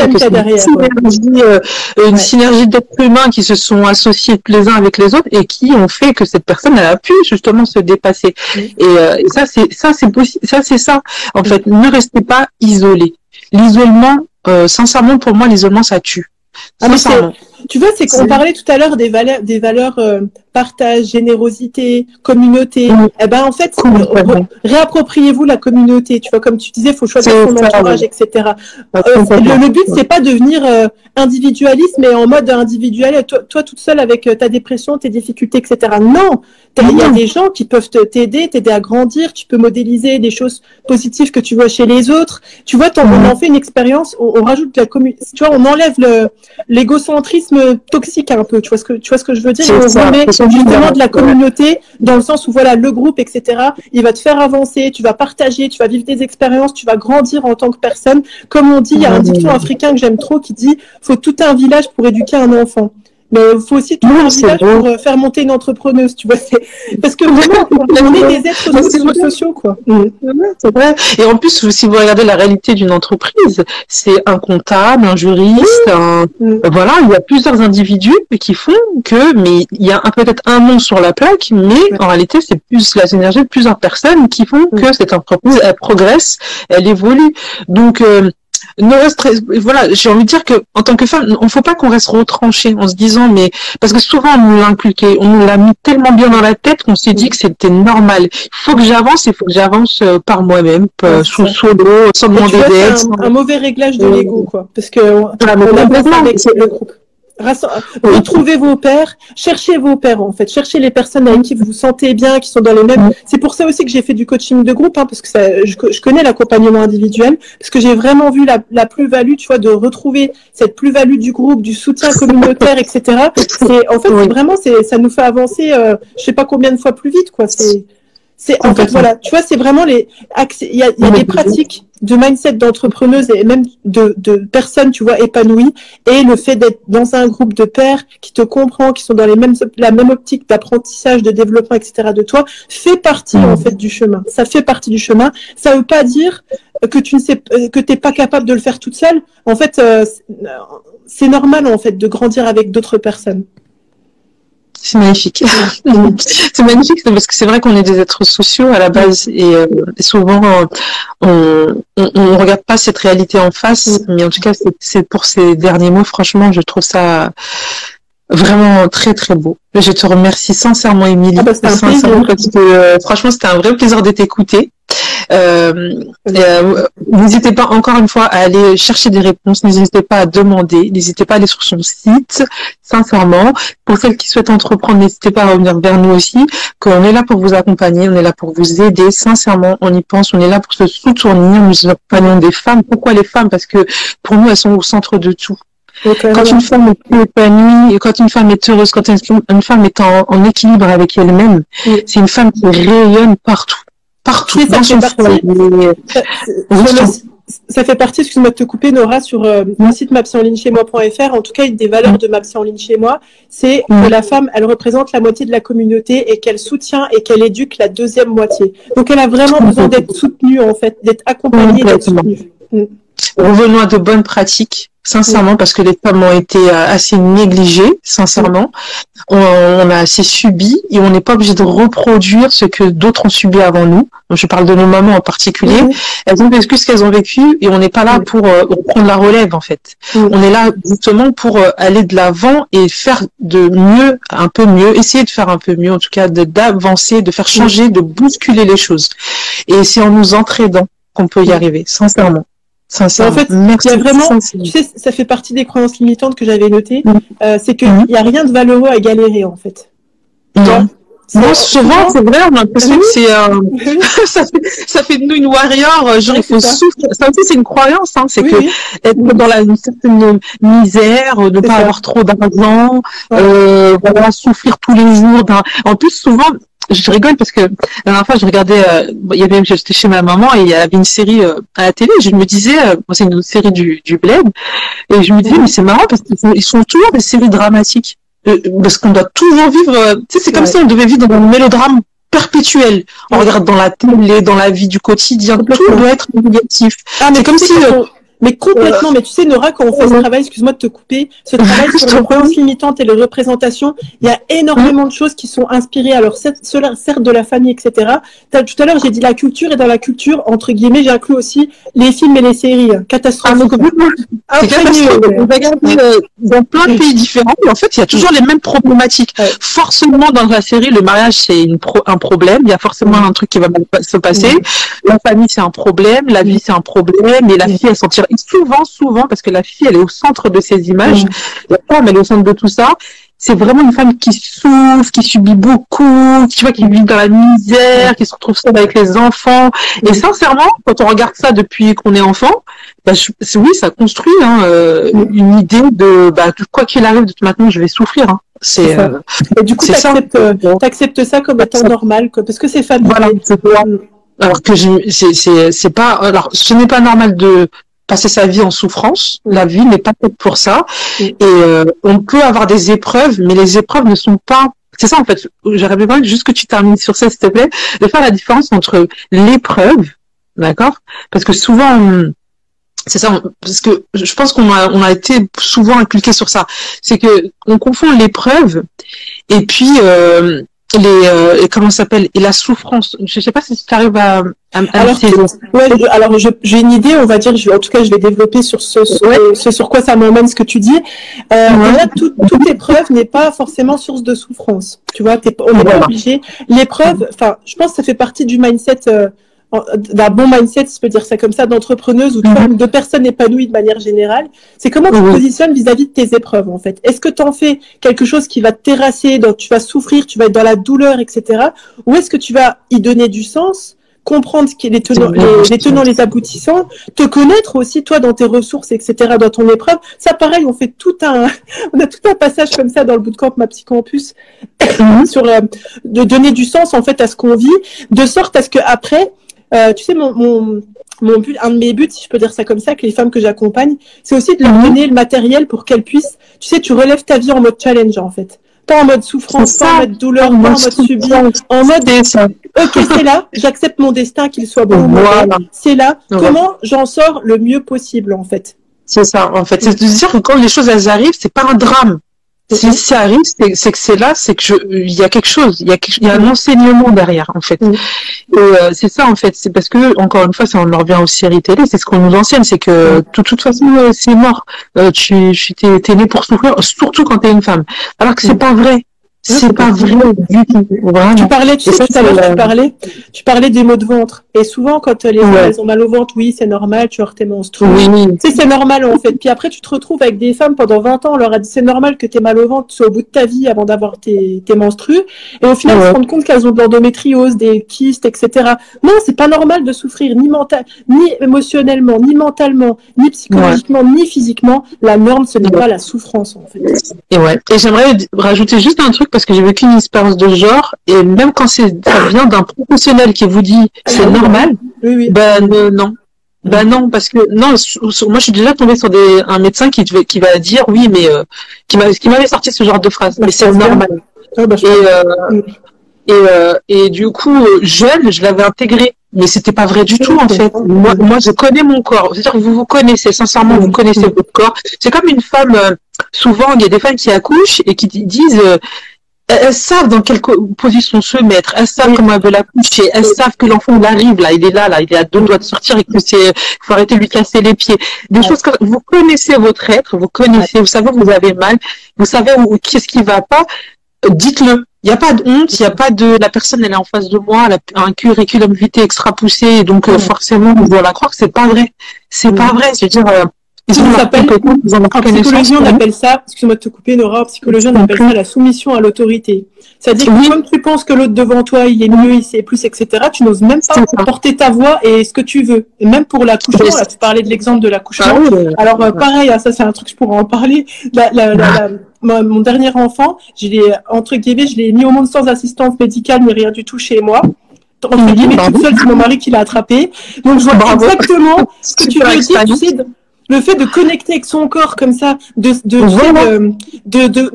te réconcilier avec pas la souffrance, ok la douleur, l'accouchement ça fait mal, c'est faisable en fait. Écoute ton corps, à un moment donné t'as envie de pousser, vas-y pousse. Tu veux pas qu'on te touche, bah dis ne me touchez pas. Tu vois c'est aussi de quoi t'as envie pour la naissance de ton enfant, tu vois c'est Complètement, c'est vrai. Et c'est très important aussi, je tiens à le rappeler ce que tu viens de dire, justement, la soumission à l'autorité, parce que dans certaines cultures, la soumission à l'autorité, elle remonte à très très longtemps, à très très loin. Elle remonte sur plusieurs générations du colonialisme et tout ça. Et c'est inconsciemment transmis aux enfants. Il y a des peurs, peur de la police, peur d'une certaine autorité. Voilà. Qui est instinctive, on ne sait pas pourquoi, j'ai rien fait de mal, mais j'ai peur.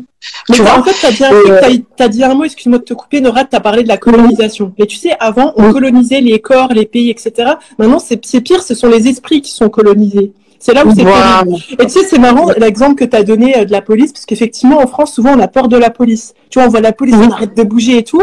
Et moi, je suis expatriée aux Émirats Arabes Unis. Et en fait, le rapport avec la police est totalement différent. C'est genre... Mais c'est incroyable. C'est genre, on sent qu'ils sont, entre guillemets, à notre service, qu'ils sont là pour nous aider, nous protéger. Ils sont hyper friendly. Genre, mon mari, la première fois qu'il a été arrêté, enfin, non, c'est même pas, je sais pas pourquoi. En tout cas, qu'il a parlé avec un policier. Le policier, il lui a dit, assalamu alaikum, habibi. Ça veut dire, genre, bonjour, mon chéri. Oui, mon chéri. T'imagines, le policier qui te dit ça. Non, c'est vrai, c'est calme, c'est beau. Moi, je l'ai vécu dans certains pays du Nord où on pouvait discuter avec eux. Et j'étais très étonnée. On peut parler avec la police, c'est possible de les approcher, d'avoir une conversation. Du coup, c'était moi qui étais plus mal à l'aise, en fait, parce que je savais pas comment me tenir. Et en fait, j'ai compris bien plus tard que ce rapport avec l'autorité, je l'avais hérité de mes parents. Mais c'était pas, je suis pas en train de dire quelque chose de négatif sur les parents, c'est juste que c'est une réalité. Non, tu parles d'un comportement. Tu sais, c'est super intéressant ce que tu viens de dire. Alors, la nana qui te fait accrocher sur ce que tu dis. Mais tu sais, en fait, c'est aussi de s'autoriser de dire, il y a une différence entre de dire, j'ai vécu des choses, il y a eu des comportements qui m'ont impacté et critiquer ses parents, en fait. Ou remettre en question ce qu'ils t'ont donné. C'est complètement différent.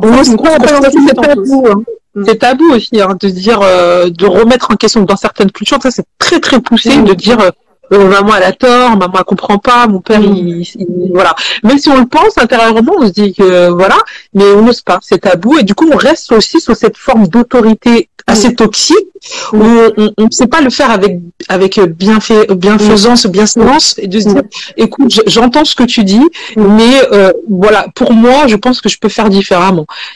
Tu vois, c'est des petites choses comme ça, et juste parce qu'il y a des jeunes femmes qui nous parlent, qui nous disent, alors accueille ta maternité, j'aime trop accompagner les mamans dans cet état d'esprit, et après j'essaie d'étendre ça à ma propre personne dans tous les domaines. Et il y a aussi Natural Psyter, avant aussi on colonisait les esprits en plus des terres, ce que tu nous en parlais tout à l'heure, et qui nous dit aussi accueille ta maternité, visiblement elle vit au Maroc, et elle nous dit qu'au Maroc c'est vrai que c'est très impressionnant et très dur de montrer un autre chemin aux mamans, alors que elle nous dit aussi qu'avec des Françaises, même d'origine, ça vient plus naturellement. Sincèrement, je suis d'accord et je suis pas d'accord. Je pense que sincèrement, quand l'esprit il est fermé, il est fermé. Et peut-être que c'est vrai qu'on a un autre exemple ici en France, du coup ça nous éveille l'esprit différemment, mais souvent on a une double culture. Moi j'ai une double culture, et ma culture maternelle, elle m'a beaucoup enfermée dans certaines croyances, qui fait que quand je me retrouvais dans mon milieu, on va dire franco-français, j'y échappais pas quand même, parce que mon esprit était déjà fermé. Tu vois, j'espère que j'ai été claire. C'est difficile en fait. Quand l'esprit est fermé, je crois que l'endroit où l'on vit, est-ce qu'il a une influence sur nous? Forcément, mais peut-être comme tu dis, tu vas réagir en défense. Je voudrais rebondir sur ce que tu as dit encore, désolée. Après, il faudra vraiment que j'y aille d'ailleurs. Je t'en prie. C'est que tu vois, souvent les gens qui sont issus de l'immigration, donc africaine de manière générale, il faut se dire en fait, ils sont arrivés dans un pays. Déjà, ils étaient pas, on va pas se mentir, ils étaient pas les bienvenus.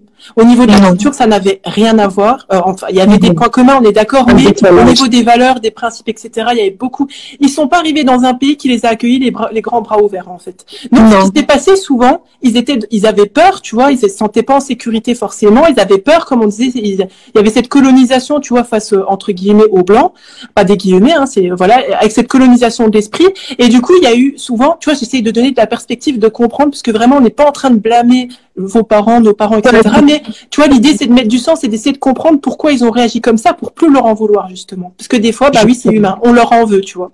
Et et tu vois, c'est de se dire, ils sont arrivés dans un pays entre guillemets hostile, avec des us et coutumes qui ne comprennent pas forcément, et du coup, leur mécanisme de défense, le repli. Comme tu as dit, on se ferme, on reste entre nous, on reste dans notre famille, on sort pas, on se mélange pas. Et tu sais, après, comme tu comprends pas la culture de l'autre, tu es en mode, non, en fait, ne traînez pas avec eux, n'allez pas avec eux, tu vois. Et en même temps, t'es quand même poussé à l'école, etc. Donc, en fait, finalement, t'es avec les autres toute la journée. Et du coup, tu es dans cette... alors souvent, le terme qui est employé vulgairement, c'est schizophrénie. Bon, je l'emploie là pour que tout le monde comprenne, mais c'est pas ça la schizophrénie, hein, clairement. C'est fort quand même, j'espère qu'on n'est pas tombé dans ça, mais c'est vrai. Voilà, on est dans cette dualité entre deux trucs, quoi. Voilà, c'est vrai. Mais voilà, c'est vraiment souvent les parents, c'est pour entre guillemets pour leur trouver pour essayer de comprendre leur comportement. C'est ils sont arrivés dans un environnement hostile, ils se sentaient pas forcément en sécurité, ils comprenaient pas les codes. Donc il y a eu, tu vois, cette fermeture en fait face à la peur en fait. Que ce que tu comprends pas, que tu connais pas, souvent le réflexe c'est la peur. Tu te fermes, tu veux préserver tes enfants, tu essayes de faire en sorte qu'ils vont être aussi imperméables à certaines choses. Et puis ça donne, tu vois, je pense, c'est qu'une hypothèse, bien sûr, la réalité absolue. Je sais, faudrait voir au cas par cas, mais souvent c'est ce qui se produit en fait. C'est vrai, totalement. Je suis tout à fait d'accord. Mais ce n'est pas insurmontable. On va finir sur une note positive. Hein. Voilà, quand même. Mais non, mais justement, plus après, excuse-moi de te couper encore, Nora, désolée. Mais justement, quand tu fais le bilan, tu vois, de qui tu es, de ce que tu as envie de garder dans ta culture, dans tous tes legs, en fait, qu'ils soient sociétaux, culturels, tout ça, en fait, après, tu n'as plus peur de l'autre. Tu vois, parce que tu sais qui tu es et où tu vas. Donc, tu te sens pas vulnérable. Et c'est d'ailleurs ce qu'on voit actuellement. Alors, je vais encore rajouter une couche. Dans la culture française, souvent, les Français maintenant, ils savent plus trop d'où ils viennent, leur culture, etc. Tu vois par exemple des gens qui défendent bec et ongle Halloween. Mais Halloween, il y avait pas Halloween il y a 10 ans, il y a 15 ans. Ça n'existe pas dans la culture française. Mais maintenant, tu les vois genre, mais en fait, ça n'a rien à voir avec la culture française. Halloween, c'est une fête américaine païenne. Donc ça n'a rien à voir avec les racines, tu vois, par exemple, judéo-chrétiennes de la France. Mais quand tu sais, et tu vois qu'il y a énormément, on le voit par les actes racistes et islamophobes qui se produisent énormément en France, ben, peut-être pourquoi il y a autant, entre autres, parce que en fait, c'est comme si les gens ne savent plus qui ils sont, donc ils ont peur de ce qu'ils comprennent pas et de ce qu'ils connaissent pas, tu vois. Je suis pas en train d'excuser, hein. Je donne juste un peu d'éléments de compréhension. Mais attention, je refuse, entre guillemets, et le racisme et l'islamophobie et tout ce qui va avec. Mais quand tu essayes de mettre les choses un peu en perspective, bah, tu dis comme quand l'identité, tu vois, elle est plus trop affirmée, consciente, etc., tu sais plus trop d'où tu viens, où tu vas, ben, ça crée des dommages, en fait, non seulement individuels, familiales, mais aussi sociétaux, je pense. Complètement. Et pour la petite note positive, c'est que ça se dépasse quand même. Complètement. On peut toujours avancer. Et ma maternité qui nous parlait de la elle voulait préciser que c'était la différence entre les Marocaines du Maroc, donc, et celles françaises. Si j'ai bien compris, excuse-moi ma maternité si je traduis mal tes propos. Alors, je parlais de cette différence marocaine d'ici et française. D'autres origines aussi, genre, alors aussi origine marocaine, mais de France. Dans le cadre du rapport à l'autorité. Oui, c'est vrai que quand on sort certains pays, l'autorité, elle est plus poussée. Elle est plus poussée que d'autres et c'est plus compliqué de faire avancer. Mais en même temps, je me dis, moi, tout ça, je me dis, après ma petite expérience, je me dis que rien n'est défini en soi, rien n'est limité en soi, rien n'est fini, que tout peut changer et que c'est une question de volonté. Il faut avancer. Parce que sinon, si on n'avance pas, on meurt tout simplement. On meurt il faut choisir. Oui. Je vais faire la grosse lourde encore une fois. Il faut choisir d'avancer. Il faut choisir d'avancer.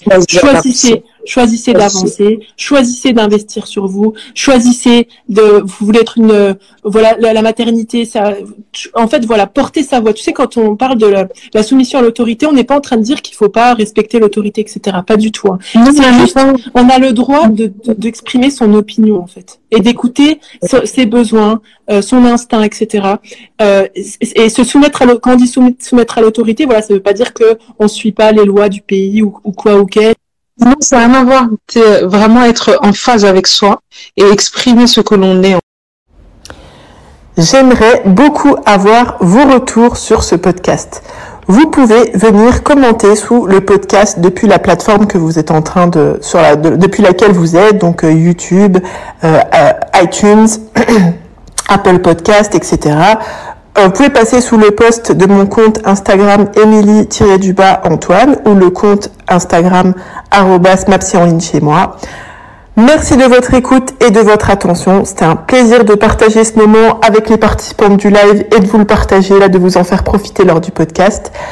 Rappelez-vous vous-même, si vous trouvez que ce podcast contribue à ce que vous puissiez vous traiter en première classe, partagez-le.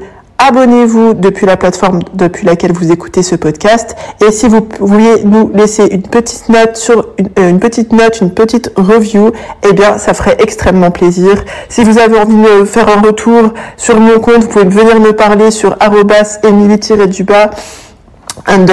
@Emily_Antoine sur Instagram. Pensez bien que vous êtes la première personne à bénéficier du crédit. Si tu es prête à donner un tournant à ta vie et à embrasser pleinement l'idée de te traiter en première classe, je t'invite à rejoindre Mapsy Campus. C'est le pas décisif vers une version de toi-même plus sereine, plus confiante, plus épanouie. Sur Mapsy Campus, tu commenceras par découvrir les fondations de la maîtrise mentale et de la gestion émotionnelle, posant ainsi les bases saines de ton évolution. Ensuite, tu embarqueras sur un voyage transformateur qui te révélera comment accueillir ton unicité et cultiver une paix intérieure face aux défis de la vie. Tu apprendras à forger de la confiance et à vivre en harmonie avec ta nature profonde, tout en affirmant tes convictions, tes valeurs, tes principes avec bien plus d'assurance. Tu recevras les clés pour prendre des décisions judicieuses et structurer ta vie de façon à ce qu'elle reflète fidèlement tes aspirations, tes valeurs et tes principes. Tu seras guidé vers la maîtrise de ta sérénité intérieure et l'expression de ta grâce naturelle. Je te fournirai, étape par étape, une méthode pour devenir une femme non seulement capable d'agir conformément à ses ambitions, mais aussi de célébrer son épanouissement personnel, professionnel et spirituel. Avec ma méthode alliant la profondeur de la psychologie à un coaching de déclic garanti sans blabla, New Age sectaire ésotérique, tu passeras de la théorie à la pratique, te dotant des outils nécessaires pour une évolution tangible. Et c'est sans risque. Si après avoir activement participé et suivi tous les modules, les rendez-vous individuels, les rendez-vous groupés, de coaching, de cercle, en live ou en replay, et planter les graines des exercices proposés, tu ne constates aucune amélioration, nous nous engageons à te rembourser intégralement.